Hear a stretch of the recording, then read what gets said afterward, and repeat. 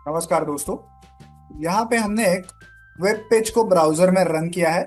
आप यहाँ देख सकते हैं टैब्यूलर फॉर्मेट में डेटा भरा हुआ है। सबसे पहले फर्स्ट रो में हेडर है, नेम नेम नेम ऐसा लिखा हुआ है।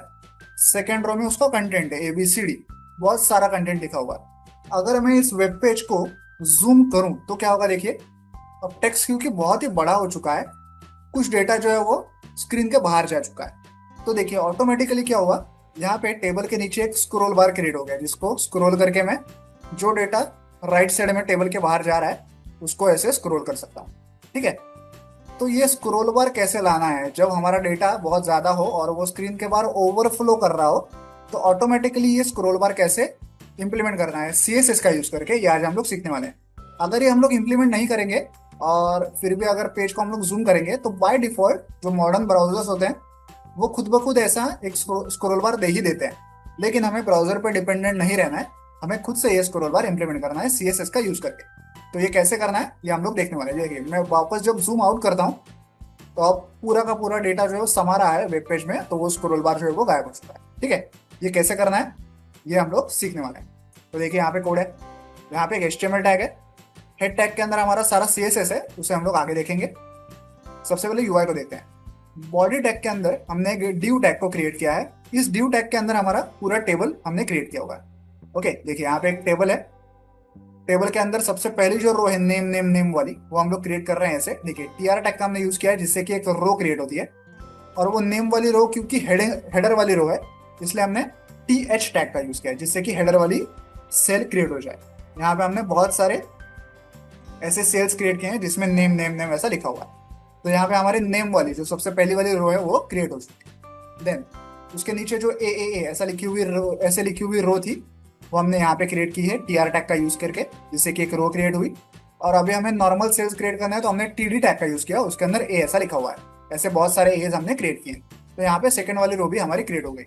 सिमिलरली बी वाली रो भी हमने वैसे ही क्रिएट की है, और सिमिलरली सी वाली रो भी हमने वैसे ही क्रिएट की है, एंड सिमिलरली डी वाली रो भी हमने वैसे ही क्रिएट की है। तो हमारा टेबल तो यहाँ पे क्रिएट हो चुका है। ठीक है। तो चलिए अब CSS देखते हैं। हेड टैग के अंदर हमने हमारा सारा CSS लिखा हुआ है। हेड टैग के अंदर है स्टाइल टैग, इसके अंदर हमारा सारा CSS है। सबसे पहले टेबल टैग का हमने CSS लिखा हुआ है। यहाँ पे हम लोग विड्थ प्रॉपर्टी को 100% लिख रहे हैं, इसलिए क्या हुआ, ये पूरा जो टेबल है ये लेफ्ट से लेकर राइट तक फैला हुआ है। ओके, 100% विड्थ उसने ऑक्यूपाई कर ली है। देन हमारे जो हेडर टैग है और सेल टैग है उनका CSS है। टेक्स्ट लाइन को हमने लेफ्ट रखा है और थोड़ी सी हमने पैडिंग दी है। लेकिन वो स्क्रोल बार वाला CSS कहाँ पे है, देखिए वो CSS यहाँ पे नीचे लिखा हुआ है हमने। ये जो हमने ड्यू टैग क्रिएट किया था ना, जिसके अंदर हमने हमारा टेबल क्रिएट किया है, ओके, इस ड्यू टैग का CSS हमने यहीं पे लिख लिया है। देखिए style is equal to overflow X. मतलब ओवरफ्लो एक्स का मतलब अगर हमारा डेटा हॉरिजॉन्टली ओवरफ्लो कर रहा है, क्योंकि हमने यहाँ पे एक्स डायरेक्शन का यूज किया, ओवरफ्लो एक्स। ओके, और उसकी वैल्यू हमने रखी है ऑटो। ठीक है। अगर हमारा डेटा हॉरिजॉन्टली ओवरफ्लो कर रहा है तो भाई हमारे स्क्रोल बार को आप विजिबल करो, इसका ये मतलब है। ओके, तो इस लाइन से वो स्क्रोल बार जो है हमें दिखाई दे रहा है। अगर मैं इसे रिमूव करूं और फिर अगर रन करूं तो जैसे मैंने पहले कहा, मॉडर्न ब्राउजर जो होते हैं वो खुद से स्क्रोल बार दे देते हैं, लेकिन वो स्क्रोल बार आपको यहाँ पे कहीं पे दिखाई नहीं देगा, वो एकदम बॉटम में दिखाई देगा आपको। देखिए अब हमने क्योंकि वो कोड रिमूव किया है, मैं इस पेज को जब अब जूम आउट करता हूँ, ओके, देखिए अब थोड़ा डेटा बाहर जा चुका है राइट साइड वाला।